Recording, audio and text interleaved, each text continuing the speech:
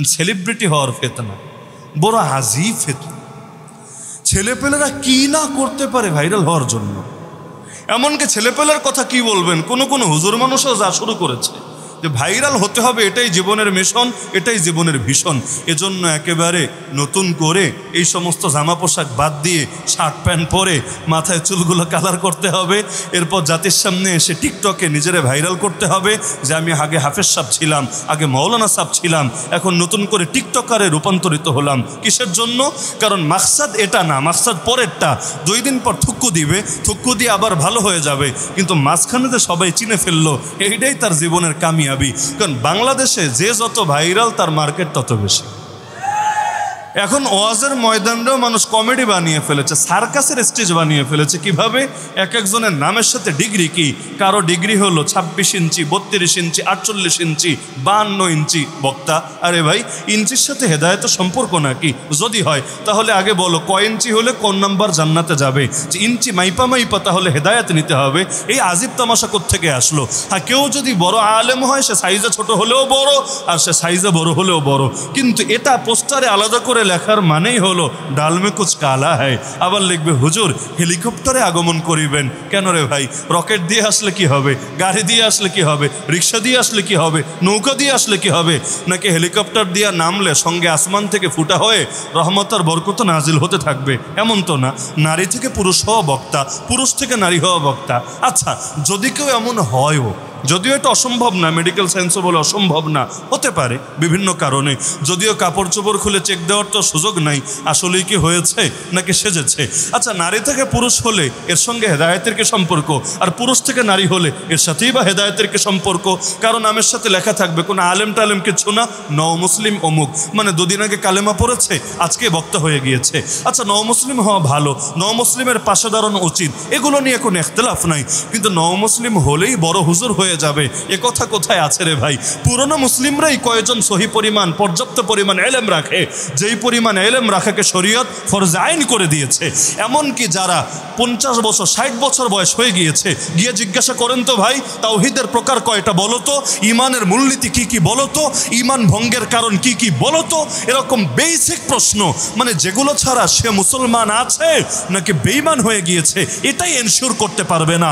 কারণ ইমান এমন কোনো জিনিস না একবার কালেমা পড়লে অটো মরণ পর্যন্ত থাকে, বরং উযু যেমন ভাঙে, নামাজ যেমন ভাঙে, রোজা যেমন ভাঙে, হজ যেমন ভাঙে, যাকাত যেমন বিভিন্ন কারণে ক্ষতিগ্রস্ত হয়, একইভাবে ঈমানও তো বিভিন্ন কারণে নষ্ট হতে পারে, ভেঙে যেতে পারে। তো ঈমান আছে নাকি নাই এটাই এনশিওর করবে কিভাবে যদি নাই জানে কোন কথা বললে ঈমান যায়, কোন কাজ করলে ঈমান যায়, কোন বিশ্বাস রাখলে ঈমান যায়? তো যাদের বয়স 40, 50, 60 তাদের অনেকেরই তো এই মাসালাগুলো হল নাই, অথচ জীবনে বহু বই পড়েছে, বহু বয়ান শুনেছে, সেখানে গতকাল কালেমা পড়েই আজকে বাবা একেবারে ধর্মীয় নেতা হয়ে গিয়েছে।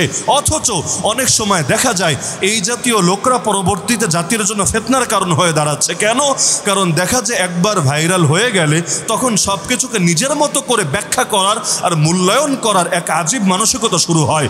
তখন ইসলামের এমন এমন ব্যাখ্যাও করে বসে যেই ব্যাখ্যার সাথে রাসূলের সম্পর্ক নাই, সাহাবীদের সম্পর্ক নাই, উম্মতের 1000 বছরের ঐতিহ্য এবং ইজমায়ের কোনো সম্পর্ক নেই।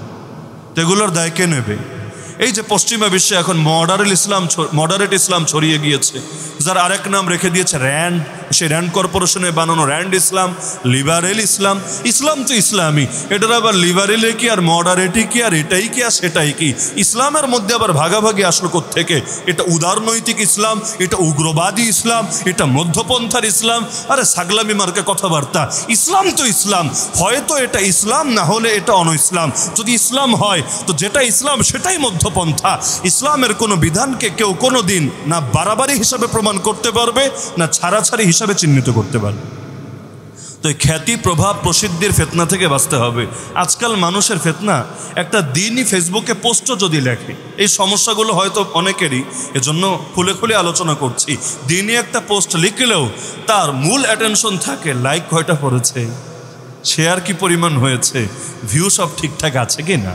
তাহলে এই যে যদি দেখে কখনো লাইক কমে গেছে, হায় হায় আমি তো অবনতির দিকে চলে যাচ্ছি, প্রমোশনের জায়গায় ডিমোশন হয়ে গিয়েছে, বড় টেনশনে পড়ে যায়। তার মানে এই লেখার পেছনে কতটুকু আল্লাহর রাজি করার নিয়ত আছে আর কতটুকু অন্য নিয়ত আছে।